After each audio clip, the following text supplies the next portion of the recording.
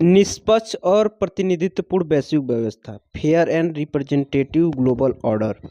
सुर्खियों में क्योंकि भारत के विदेश मंत्री ने प्रथम बिम्स्टेक पारंपरिक संगीत समारोह में वैश्विक व्यवस्था को निष्पक्ष और प्रतिनिधित्वपूर्ण बनाने का आह्वान किया है। वैश्विक व्यवस्था निष्पक्ष और प्रतिनिधित्वपूर्ण क्यों नहीं है? वैश्विक संस्थानों में असमान प्रतिनिधित्व, जैसे P5 देश वीटो के साथ UNSC पर हावी हैं और दूसरों को दरकिनार करते हैं।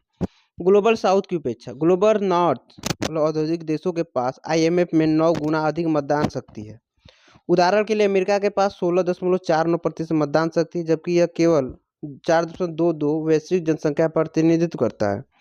अप्रभावी बहुपक्षवाद, अमेरिका का पेरिस समझौते और WH से बाहर होना। भू राजनीतिक शक्ति के उपकरण के रूप में व्यापार, जैसे अमेरिकी टैरिफ भारतीय मामले पर 25%।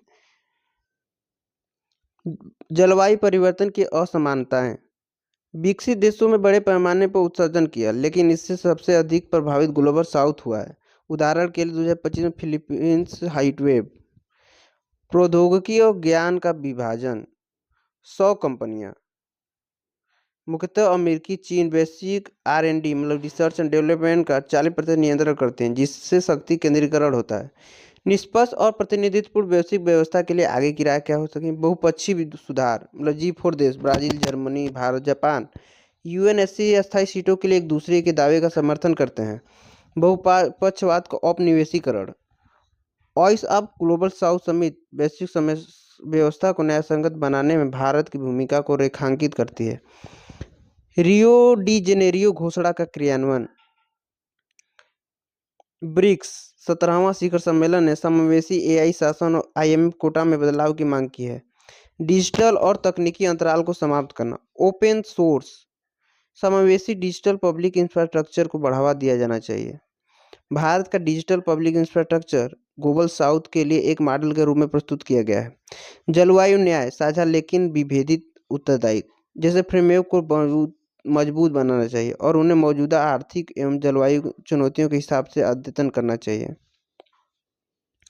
निष्कर्ष, एक निष्पक्ष वैश्विक व्यवस्था के लिए समावेशी संस्थानों, न्यायसंगत वित्तीय प्रणाली और उत्तर दक्षिण नॉर्थ साउथ के बीच संतुलित सहयोग की जरूरत है।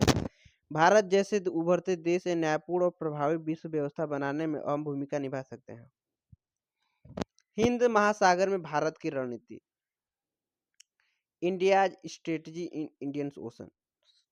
विदेश मामलों की संसदीय समिति ने लोकसभा में भारत के हिंद महासागर क्षेत्र से संबंधित रणनीति के मूल्यांकन पर एक रिपोर्ट पेश की है।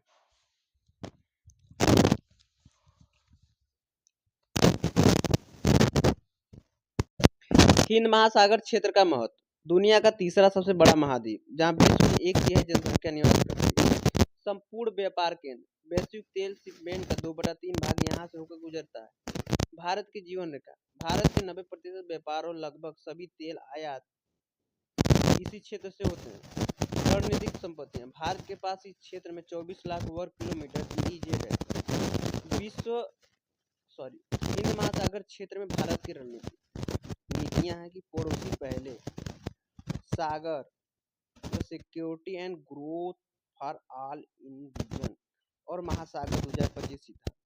नेट सिक्योरिटी प्रोवाइडर, समुद्री डकैती रोधी अभियान, anti-IUU फिशिंग, समुद्री आतंकवाद नियंत्रण, EEZ निगरानी, IFC IOR सूचना साझाकरण, तटीय देशों के साथ जुड़ाव, मॉरिशस, मालदीव, श्रीलंका, सेशेल्स के साथ विकास सहायता, HDR रक्षा और क्षमता निर्माण के जरिए द्विपक्षीय संबंध स्थापित करना, क्षेत्रीय नेतृत्व, IORA, IOC और अन्य बहुपक्षीय मंचों पर सक्रिय, संरचना और कनेक्टिविटी, बंदरगाह निवेश, Chabahar, Sri Lanka, Mauritius, Seychelles, Sagarmala 2.0 से समुद्री प्रतिस्पर्धा को बढ़ावा, मानवीय सहायता और आपदा राहत, एक भरोसेमंद प्रथम सहायता प्रदाता, उदाहरण के लिए ऑपरेशन सद्भाव में म्यांमार, लाओस, वियतनाम में टाइफून के बाद। महासागर के मुख्य रूप से निम्नलिखित बिंदुओं पर जोर दिया गया है। महासागर 2025 का सिद्धांत है। मेरीटाइम लीडरशिप, हिंद महासागर क्षेत्र में निवल सुरक्षा प्रदाता के रूप में भारत नेतृत्व करेगा।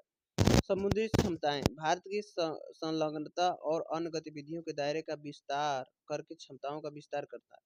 ग्लोबल साउथ हिंद महासागर क्षेत्र से परे ग्लोबल साउथ के देशों के साथ सुरक्षा संबंधों को मजबूत करना। समुद्री क्षेत्र में प्रभावशीलता, समुद्री सुरक्षा व्यवस्था हिंद महासागर क्षेत्र के महत्वपूर्ण बहुपक्षीय मंत्र Indian Ocean Rim Association IORA 23 सदस्यीय क्षेत्रीय समूह तथा अर्थव्यवस्था सुरक्षा पर्यावरण पर केंद्रित है। सागर नौसेना संगोष्ठी IONS तटीय देशों के बीच नौसैनिक सहयोग है। Indo Pacific ocean initiative IPOI समुद्री संबंध और सुरक्षा के लिए मंच है। क्वाड्रिलेटरल सिक्योरिटी डायलॉग क्वाड समुद्री सुरक्षा HADR कनेक्टिविटी तकनीक और आपूर्ति श्रृंखला को कवर करता है। बहुत क्षेत्रीय तकनीकी और आर्थिक सहयोग के लिए बंगाल की खाड़ी पहल। भारत सुरक्षा स्तंभ विरोधी आपदा प्रबंधन ऊर्जा का नेतृत्व करता है। इंडियन ओशन कमीशन व्यवस्था समुद्री सुरक्षा पर कार्य करता है। भारत बराबर प्रतिशत। भारतीय रणनीति के समक्ष मौजूदा चुनौतियां और खतरे। भू राजनीति चीन की बंदरगाह या इंफ्रास्ट्रक्चर मौजूदगी, द्वीपीय देशों का संतुलन। समुद्री सुरक्षा, समुद्री डकैती, आतंकवाद, IUU फिशिंग, तस्करी, स्मगलिंग और संरचना की कमी। भागीदारी जैसे कि श्रीलंका, मालदीव की सीमित क्षमता। आगे की राय, समग्र योजना 35 तटीय देशों को शामिल करते हुए मुख्य फोकस समुद्री सुरक्षा, जलवायु लचीलापन, अवसंरचना विकास, रक्षा सहयोग आदि पर बल दिया जाना चाहिए। बेहतर क्रियान्वयन पर बल देना चाहिए। एकीकृत रणनीति IOR और इंडो पैसिफिक को जोड़ना। क्वाड IORA आसियान का लाभ उठाना। ग्रीन महासागर संधारणीयता और ब्लू इकोनॉमी दोनों को बढ़ावा देना। समुद्री रणनीति को मजबूत बनाना। जागरूकता हेतु AI सैटेलाइट का उपयोग। आत्मनिर्भर भारत के तहत मजबूत नौसेना। सांस्कृतिक कूटनीति सांस्कृतिक केंद्रों और विरासत संपर्क का विस्तार करना। निष्कर्ष, भारत की IOR नीति का उद्देश्य सुरक्षा, सहयोग, समृद्धि सुनिश्चित करना, महासागर को मुक्त, खुला, समावेशी रखना और इसे UNCLOS सिद्धांतों के अनुरूप बनाना है।